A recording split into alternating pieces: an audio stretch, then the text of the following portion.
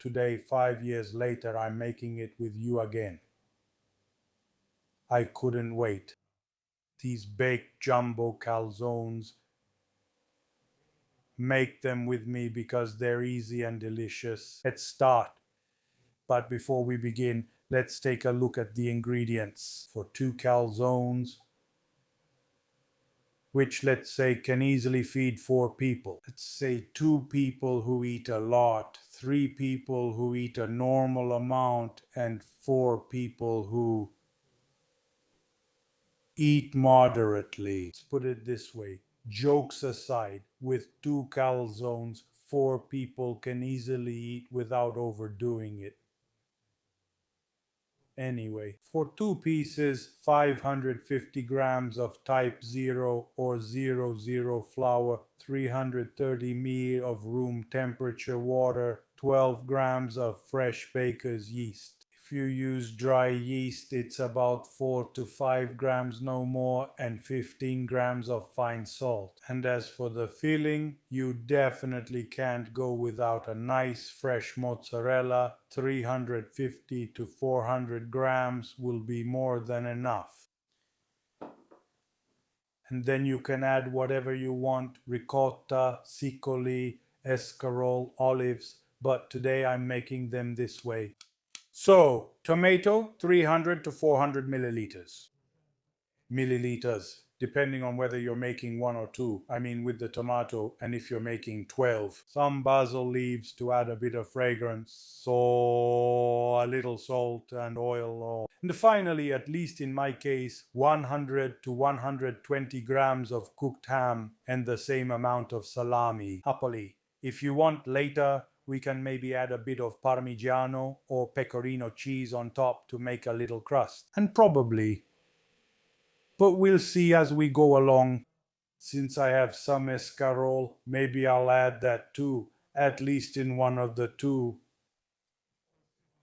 And maybe I'll make one with fresh mozzarella, salami, and escarole. So first of all, I pour the water into a container. Inside it, I dissolve the yeast. And I help dissolve it using a fork. Now slowly I add the flour. As I add it, I keep stirring. After that, I add the salt. Start kneading by hand or with the mixer. Obviously, if you prefer, you can easily knead everything with the stand mixer. At most 10 to 12 minutes of kneading,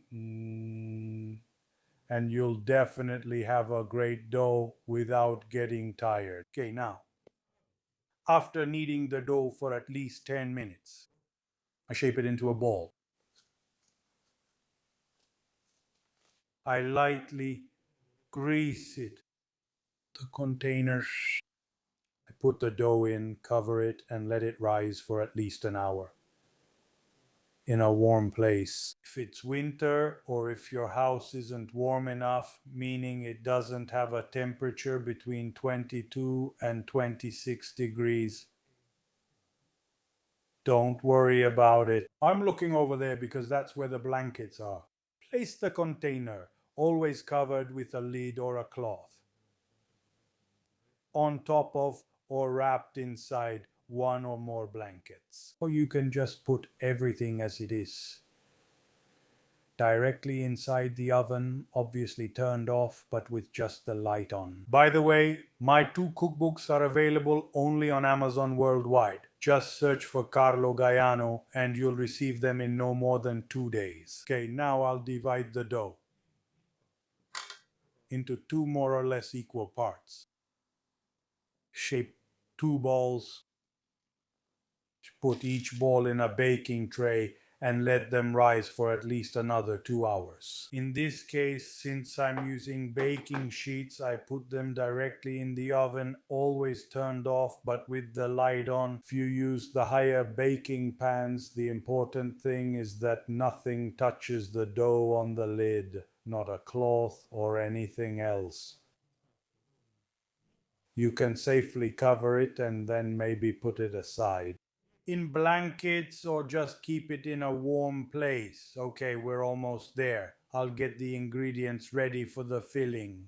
I'll take some pepper off a few slices of the salami, but not all.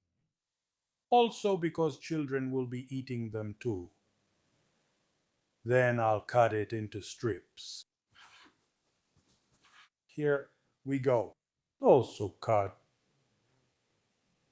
the cooked ham into strips. Then I cut the fior di latte into strips. Here we go. More or less like this. If you want, you can also cut it into small cubes. That's fine too. Here we go.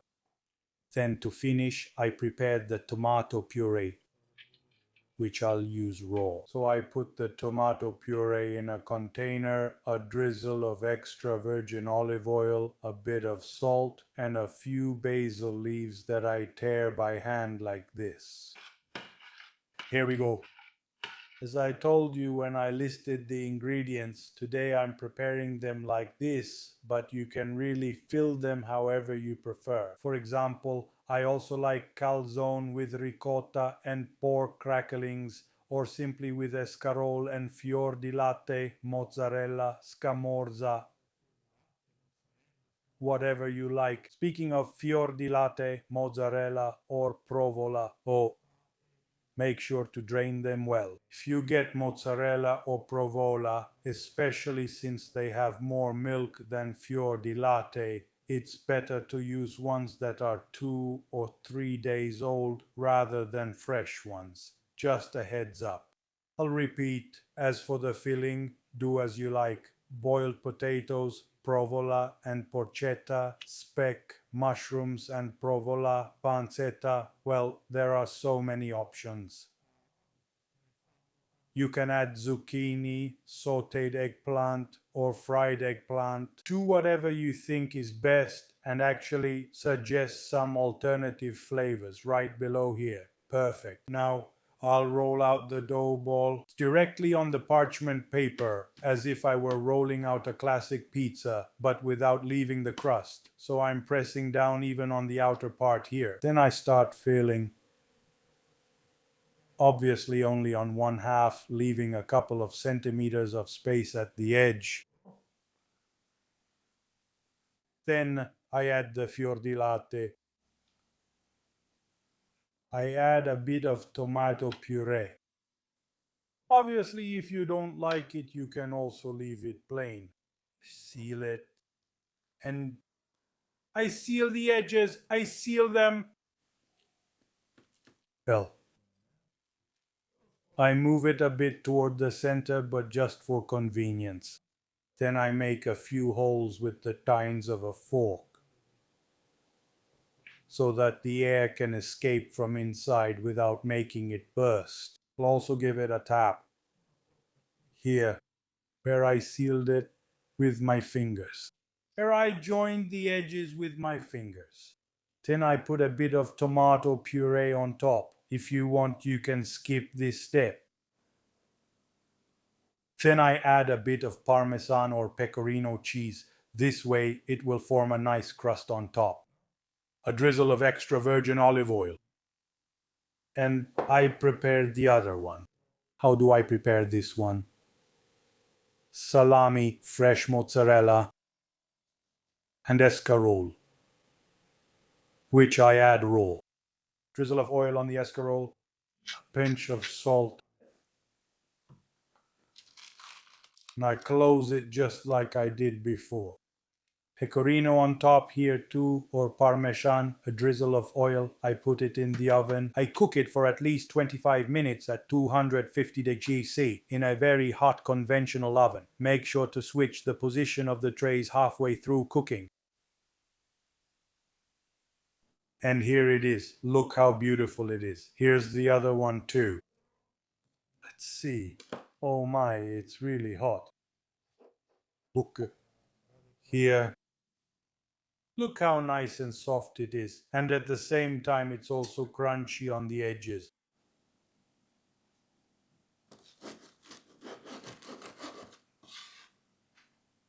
Look here.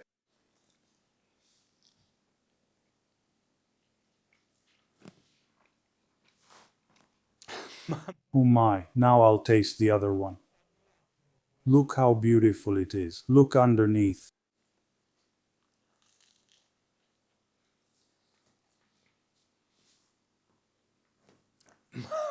Oh my, this one too. This one came out more flavorful. Watch out for the salt. Maybe don't add salt to the escarole. Make these giant calzones. Look at this. Look.